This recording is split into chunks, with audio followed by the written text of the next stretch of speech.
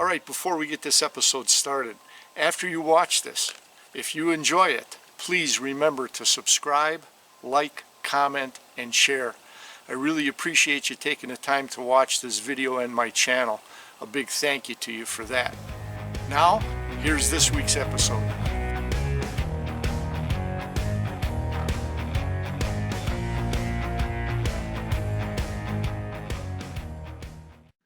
Two of the most dreaded phrases in musky hunting are cold front muskies and post-frontal condition muskies. Now, cold fronts and or post-front conditions are at the top of the list of excuses used by musky hunters. According to the experts, these conditions offer the least chance to, number one, contact a muskie, and number two, catch a muskie. Now, they're not saying you can't catch or contact a muskie under these conditions, but the percentages are greatly reduced from the normal chances under better conditions. In this video, I'm up against what I like to call a baseball phrase, two-strike conditions. Strike one, we're in the midst of a cold front, a 15 to 20 degree drop in temperature from yesterday. And strike two, I'm dealing with post-frontal conditions, meaning in the last 24 to 48 hours, we've had a series of mini fronts coming through. As a low-pressure weather front approaches, the muskies turn on. They start to feed as the front moves into the area.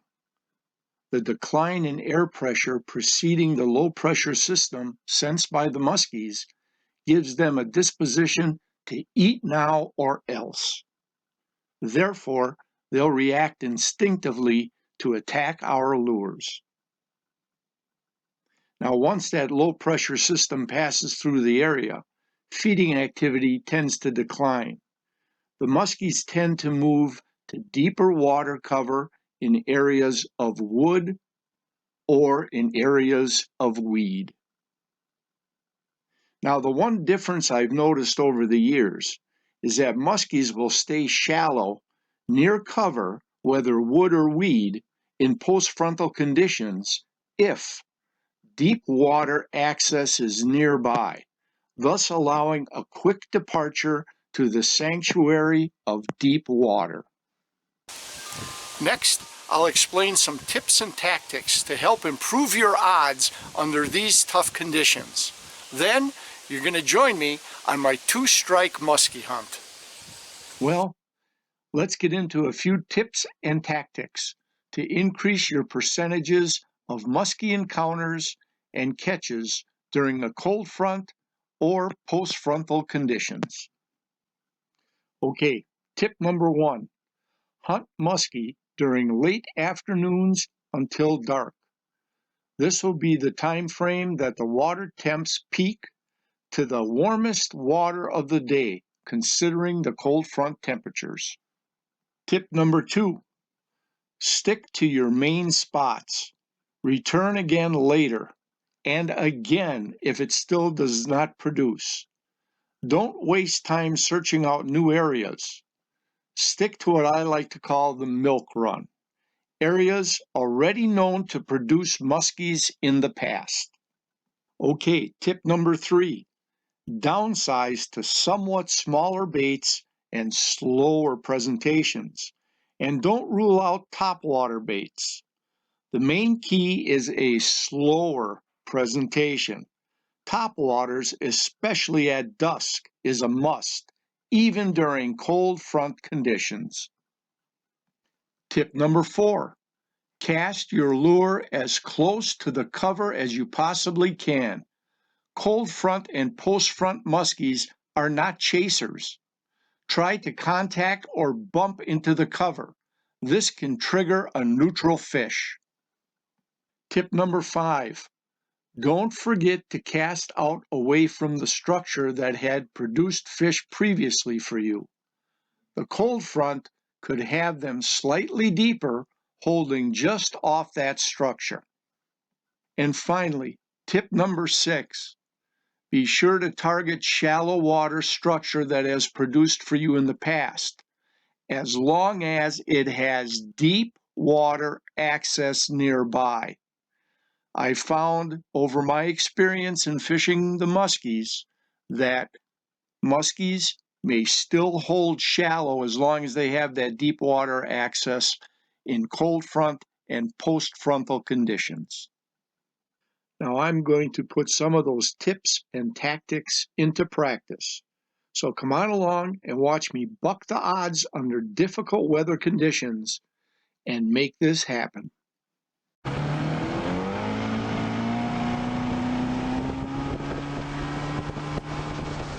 So let's check tonight's lure selections. First, my search lures. 2 Cisco color pattern bucktails with rubber trailers. These lures are used for covering water looking for active muskies. Next, my go-to topwater, the perch-colored top raider with its distinctive plop, plop, plop sound. I throw this in high percentage areas at dusk as a slower presentation bait. And finally, my comeback bait, a pause and twitch bait in a perch flash color. This bait is presented ultra slow as a dying fish, a twitch, pause, slow fall in the water column, twitch, pause, slow fall in the water column to trigger a following muskie. Now each one of these baits are ready rigged on rods. All I have to do is pick one up and cast with no lost time.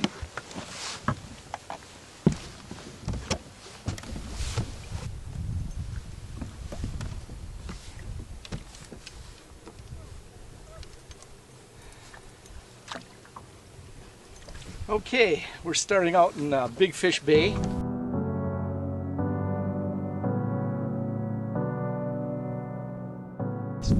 We've got partly cloudy, sunny skies here. It's 6:30 in the evening, so we're going to be out for about 2.5 hours of musky hunting. Surface water temp today is showing at about 67. The wind is out of the north, I'd say mild to moderate. And barometer, well, what is the barometer? Oh, not a good sign. Barometer is 29.75. So that means it's been holding steady for 2 days. So usually a steady barometer means poor fishing, but we'll see what happens.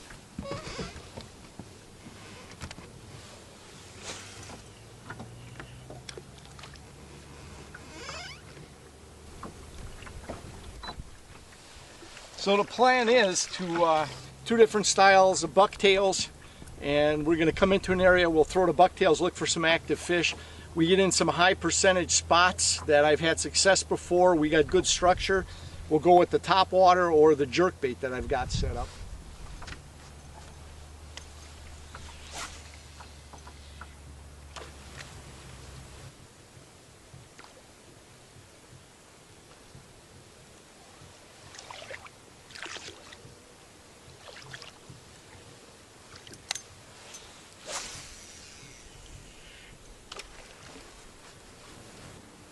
Right on the break line here in 17 feet of water.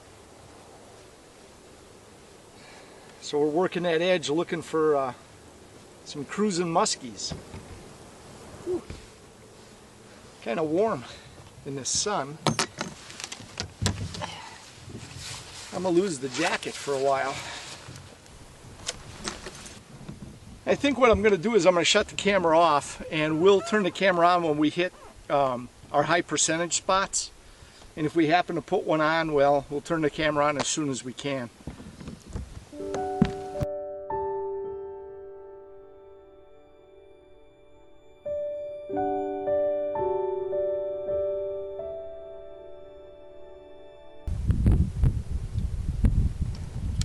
All right, we're coming on to a high percentage spot, so the camera's on and we're going to top water.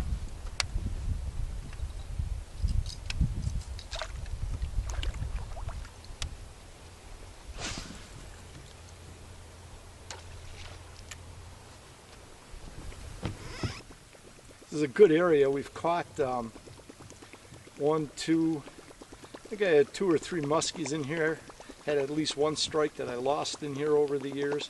This corner's got some submerged wood. There's some stone. There's some bass spawning beds in here. So, what I would consider a high percentage area.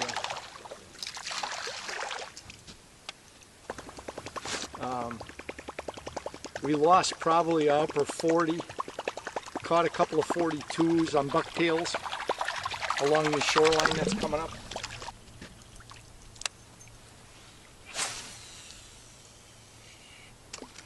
Right now we're just looking for cruising muskies. The sun's starting to go down. You got a different angle of sunlight in the water, and the muskies sense that, start to come up a little shallower. So we're starting to work break lines, 10 to 20 feet of water, and see if we got one coming to an early dinner table.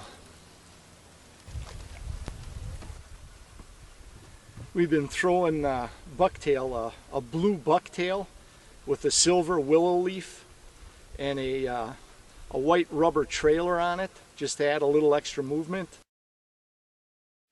And as I come out of this corner, we're going to switch to Old Reliable, which is a white bucktail with a red trailing feather.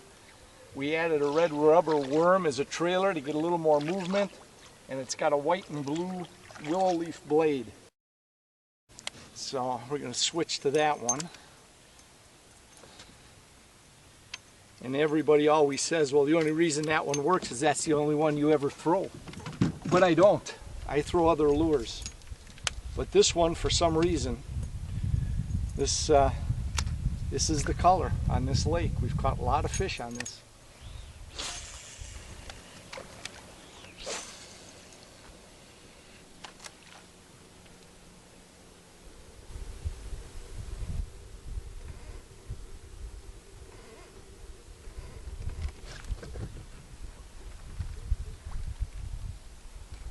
Oh man,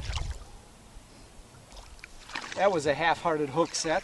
I don't know if I hit bottom or if I had a hit.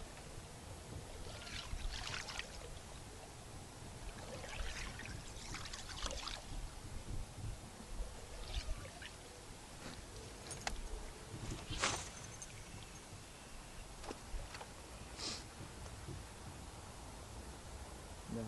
I'm in 14 feet of water. That was a hit. I don't know what hit it though.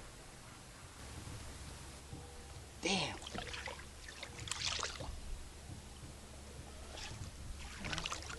Make sure we do some good figure 8s.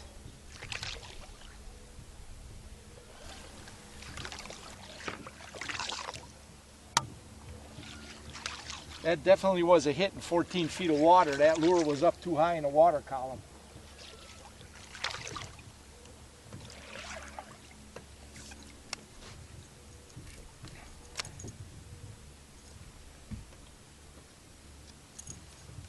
I don't know what hit though.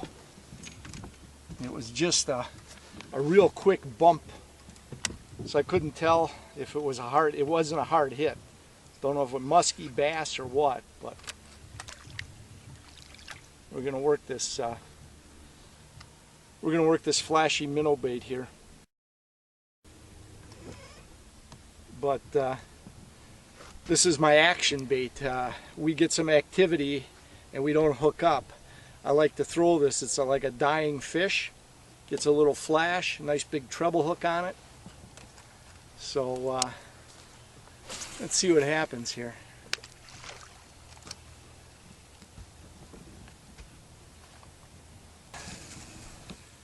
We're out at the end of this little finger in Big Fish Bay. And there's a rock pile out at the end of this finger in about 15 feet of water. And I've caught fish. I shouldn't say caught fish. I've had activity from fish here.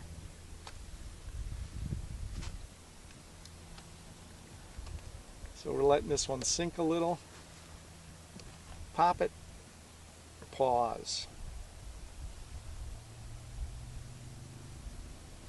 Pop it.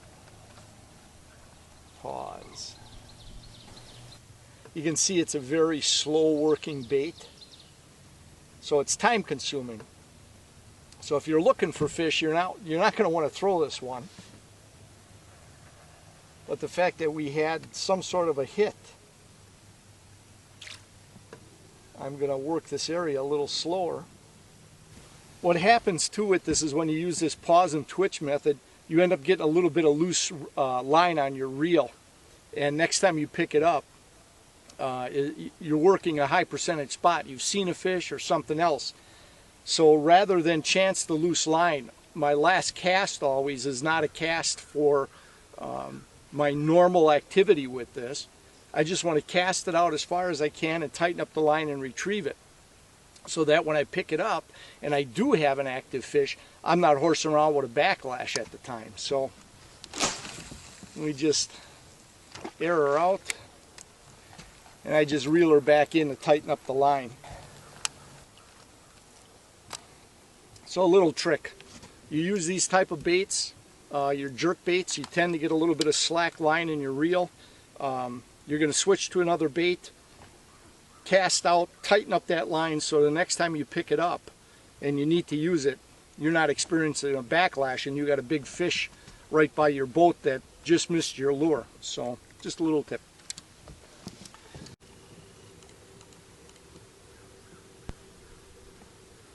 I decided to come back to Big Fish Bay after striking out in 2 other areas of my milk run.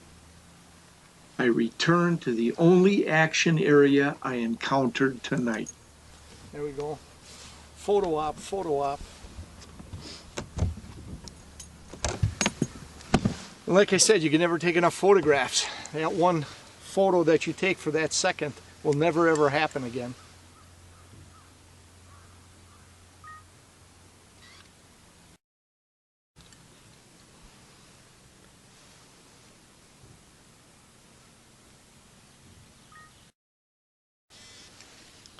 Gorgeous pictures. What a beautiful sunset. Now let's see if we can put a musky on.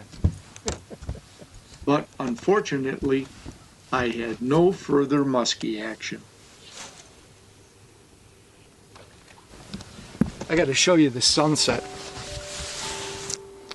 I don't know, but if you can't stop musky fishing and enjoy a sunset like this, you got to be crazy. Just gorgeous. Sometimes, like I said, putting the muskie in the boat is secondary. It's being out here and making memories like this.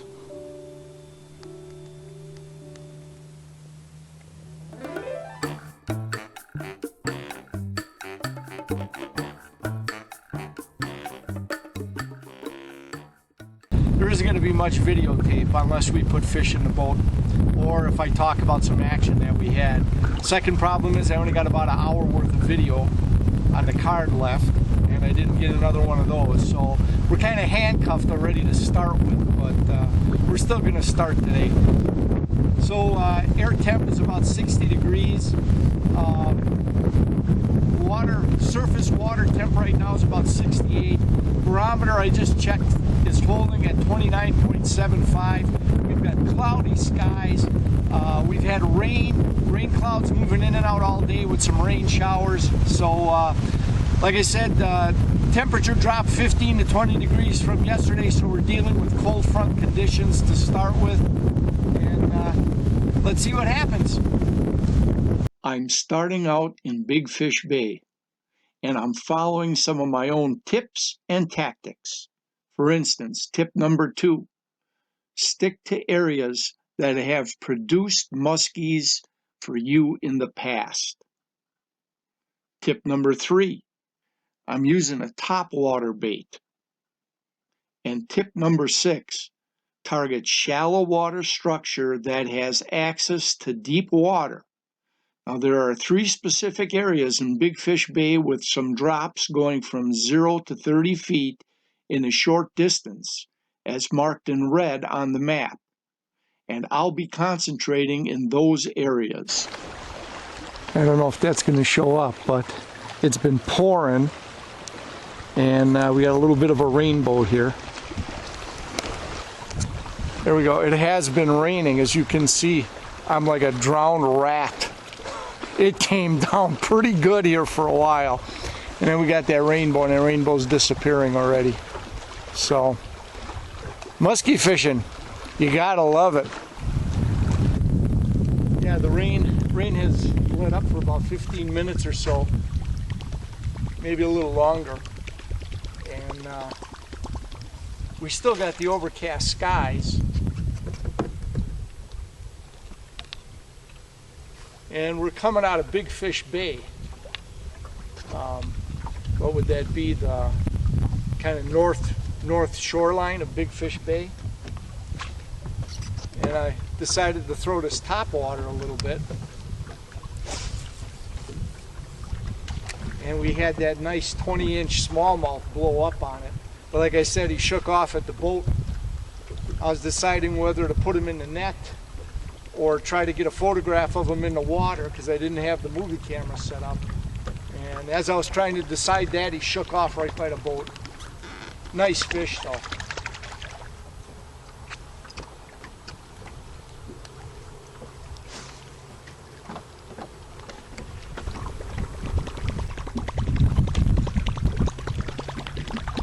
Come on, Musky, where are you?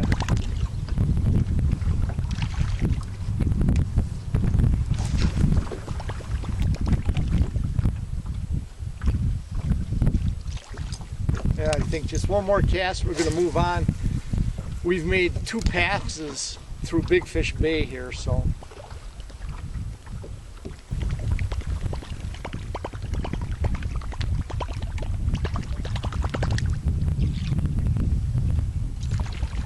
All right, oh, pretty exciting.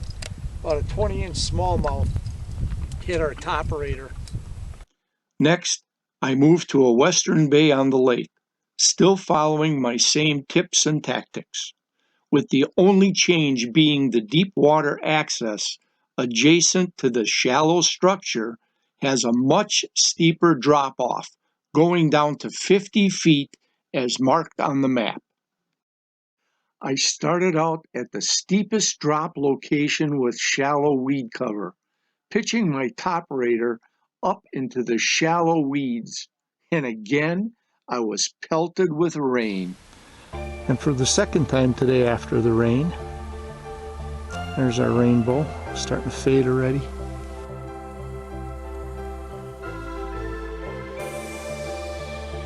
And we're soaking wet again. I don't know if you see my glasses, but not the best, are they? A little wet. I feel like a drowned rat again. It seems like every spot we go to, we get dumped on. And I was talking to our neighbor, Reed, who was talking to Russ, who lives on this side, said he saw a couple of big muskies cruising through here in May. So this will be it. It's about 8:15, and haven't seen any muskies at all. So we're going to finish this bay and head in.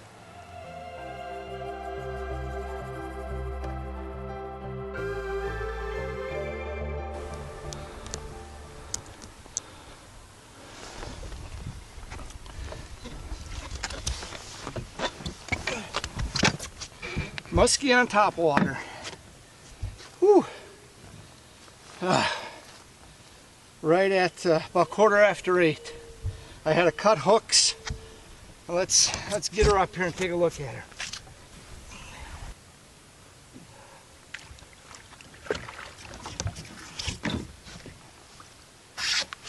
Here we go. First musky of the season on top water. We'll get her weighed, get her measured, and get her released. There she is.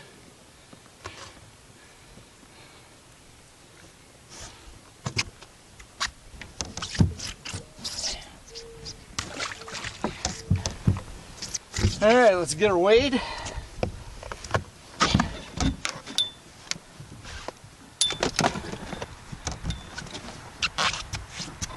Pretty exciting strike on the top water.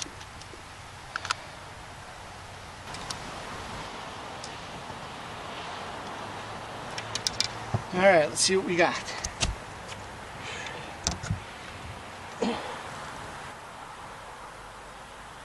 20 pounds. 20-pound muskie. Now let's get her measured.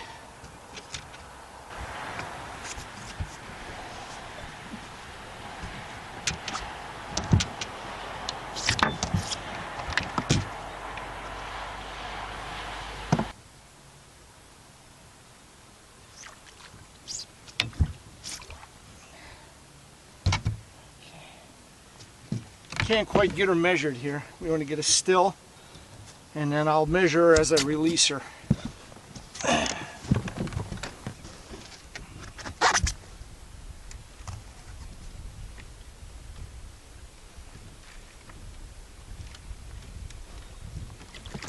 There we go.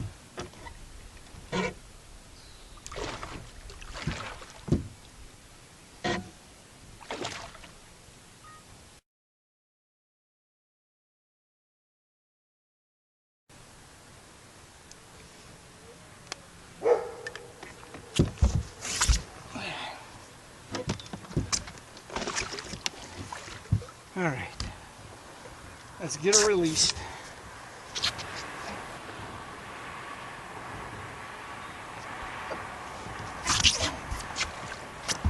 One more look at her, and we're going to get her released.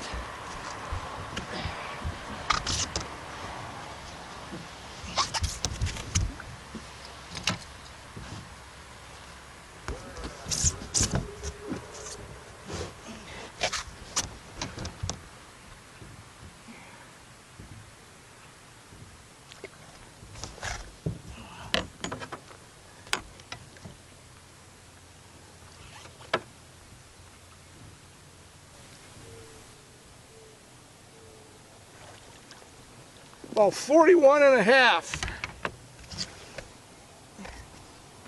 Oh, oh, oh, go. Oh. Oh.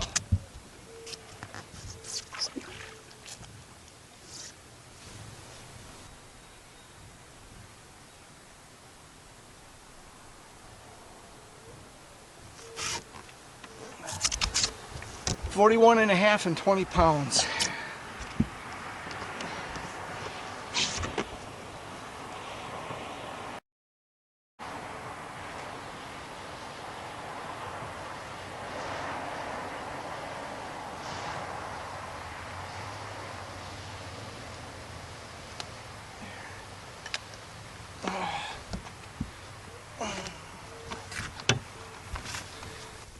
Right after the storm passed through,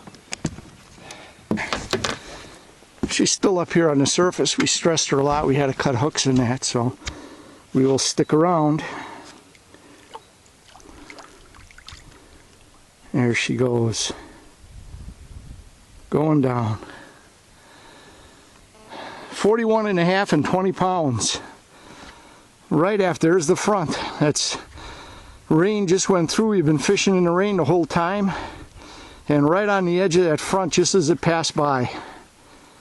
So, success.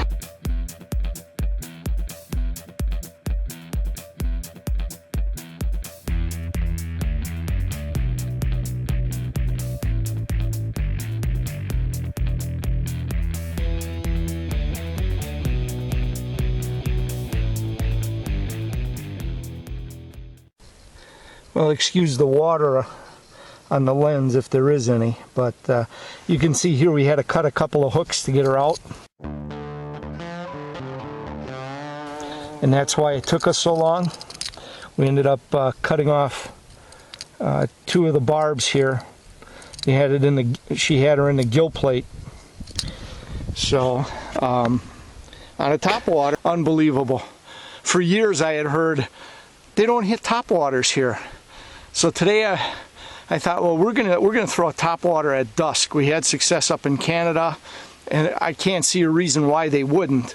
And sure enough, we had what do we have on the topwater? We had that 20-inch smallie hit in Big Fish Bay, and now over here on Highway D along the shoreline, probably I'm guessing 8 to 10 feet of water. She blew up on it. She come right out of the water, nailed it, and I was able to get her in the net. Unfortunately, one of the muskies that you're not going to see me fighting because of the issue with the camera and the rain and everything else, but we did get her on tape. We got her out of the net, measured her, weighed her, 41.5 inches, 20 pounds. Well, I hope you enjoyed this episode on musky hunting, and I hope I was able to pass along some tips and tactics to help up your percentages when you go out and experience cold fronts and or post-frontal conditions. And remember, if you're not yet a subscriber, get yourself subscribed to Rapant Outdoors 360. It'll surely help me and my channel, and it doesn't cost you a thing. Plus, you won't miss any of the future episodes as you'll be notified.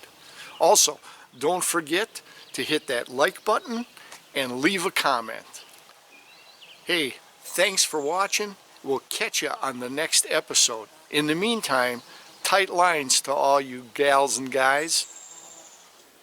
Feel free to comment below, or if you don't want to comment in the public eye, we can also be reached at rapantoutdoors360@gmail.com. Now, if you know somebody you think might enjoy this video series, please feel free to go ahead and share this video or this link with your friend. And as always, whether you fish or hunt, remember, practice CCR. Catch, conserve, replenish. Make sure that that resource is available for future generations. See you next time, guys.